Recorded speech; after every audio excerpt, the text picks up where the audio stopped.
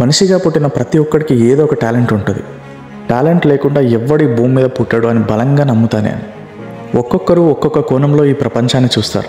ఎవరి దారి వాళ్ళది, ఎవరి యాంగిల్ వాళ్ళది. అందరికీ అన్ని విషయాలు ఒకేలా అర్థం కావు. ఒక్కొక్కరికి ఒక్కోలాగా అర్థమవుతాయి. ఒక్కొక్క మనిషికి ఇంకోలాగా అర్థమవుతాయి.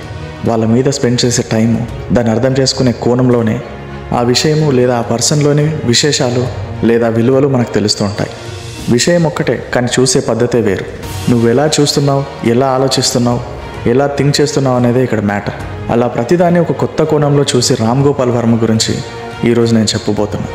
ప్రపంచాన్ని రామ్ గోపాల్ వర్మ ఏ విధంగా చూస్తాడు, ఆయన గురించి నా అనలైజేషన్ గురించి ఈ వీడియోలో చెప్పడం జరిగింది. కాబట్టి వీడియో చివరి వరకు చూడండి.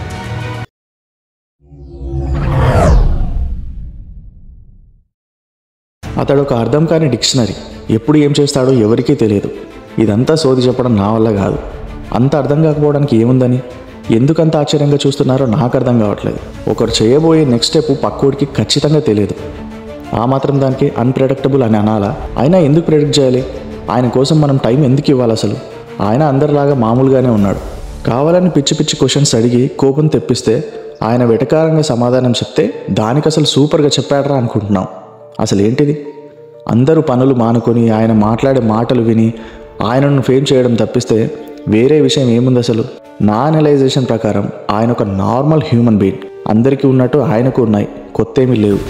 మరైతే ఆయన మాట్లాడినంత ఓపెన్గా ఎందుకు ఎవరు మాట్లాడరు అని క్వశ్చన్ వేస్తుండొచ్చు. అయితే నాకు తెలిసి రాము చాలా ముక్కుసూటి మనిషి.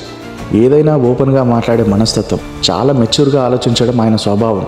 దేనైనా హ్యాండిల్ చేయగల సామర్థ్యం ఉన్నవాడు. ఎందుకంటే ఏదైనా ప్రాబ్లం వస్తే ఆయన కంగారు పడిపోయే మనిషి కాదని నాకు అర్థమవుతుంది. ఆ ప్రాబ్లంను అర్థం చేసుకొని దాని నుంచి బయటపడే మార్గం చూస్తాడు తప్పిస్తే కంగారుగా ఏదో చేశాడు. దేన్నైనా క్షుణ్ణంగా పరిశీలించే గుణం ఆయనలో ఉంది. ఏదైనా ఒక దాని గురించి కంప్లీట్గా తెలిస్తే దాన్ని ఎలా హ్యాండిల్ చేయాలో మనకు ఈజీగా అవుతుంది. సేమ్ ఇదే వర్మ కాన్సెప్ట్. ఆయన దేన్నైనా క్షుణ్ణంగా తెలుసుకుంటాడు కాబట్టి చాలా కామ్గా, కంపోజ్డ్గా ఉంటాడు. ఏదైనా నచ్చితే నచ్చింది అని, నచ్చకపోతే బాలేదు అని చెప్పే గుణం వర్మది. కానీ దురదృష్టవశాత్తు ఇలాంటి మాటలు సమాజంలో ఎవరికి నచ్చవు. కాబట్టి ఆయనలాంటి వారికి బంధాలు, బంధుత్వాలు, స్నేహాలు ఉండటం కష్టమవుతుంది.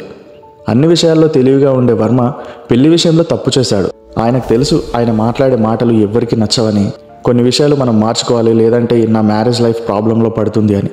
కానీ అవేవి సరిచేసుకోకుండా పెళ్ళి ఎందుకు చేసుకున్నాడో ఆయనకే తెలియాలి. నాకు తెలిసి వారు విడిపోవడానికి కారణం కూడా వర్మనే.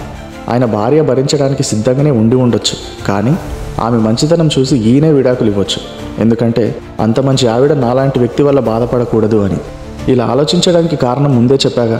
వర్మ అన్నింటినీ బాగా ఆలోచించగలడు అండ్ దేన్నైనా యాక్సెప్ట్ చేయడానికి రెడీగా ఉంటాడు. అన్నిటికంటే పెద్ద విషయం ఏంటంటే ఆవిడ ఈయనతోనే కలిసి ఉంటే ఆవిడ ప్రశాంతంగా ఉండకపోతుందని అండ్ వర్మ కూడా స్వతంత్రంగా ఉండలేకపోతాడు. కాబట్టి ఇద్దరు హ్యాపీగా ఉండొచ్చు అని వర్మ ఈ పని చేసి ఉంటాడు. నాలాంటి వాడికి ఎలాంటి ప్రెషర్స్ ఉండొద్దు, అప్పుడే నేను నాలాగా బ్రతకగలను అని అనుకొని ఉంటాడు. వర్మది సింపుల్ ఫార్ములా. నా జీవితం ఎవరికి ఆన్సర్ చేయడం కానీ, సంజాయిషి ఇవ్వడం కానీ చేయను. ఇష్టమైంది చేస్తా, ఆకలేస్తే తింటా, నిద్ర వస్తే పంత, ఏదో ఒకరోజు చేస్తా, అంతే. నా కోసం మీరు ఏడవకండి, మీకోసం మీ పనులు మీరు చేసుకోండి అనే సింపుల్ ఫార్ములా తనది. ఆయన అలా మాట్లాడేసరికి అందరికీ ఏదో తెలియని గ్రేట్ ఫీలింగ్ వస్తుంది. ఎందుకంటే అందరం అలా మాట్లాడలేం కాబట్టి. ఒక్కసారి అందరూ మీకున్న బంధాలు, ఎవడు ఏమనుకుంటాడో, ఎవరు ఎట్నుంచి చూస్తారో అన్న భయం తీసేసి చూడండి. ఎవడికి వాడు బర్మాక బాప్లా కనిపిస్తాడు. కానీ మనం అలా చెయ్యం. అరే టీవీలో ఒక రొమాంటిక్ సీన్ వస్తేనే ఛానల్ మూసేస్తాం. వైన్ షాప్లో ఒక బీర్ తెచ్చుకుందామంటేనే పక్కోడు ఎవడన్నా చూస్తున్నాడా అని చూసే మనస్తత్వాలు మనవి. అంత భయంలో ఉంటాం. కానీ వర్మ అవన్నీ పట్టించుకోడు. ఆయన చేయాలనుకున్నది చేసేస్తాడు.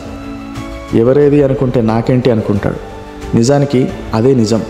ఎందుకంటే భూమి మీద ఏ జంతువులు కానీ, ఏ ప్రాణి కానీ పక్క వాళ్ళు ఏమనుకుంటారో అని బ్రతకవు. వాటికి ఇష్టం వచ్చినట్టు అవి బతుకుతాయి.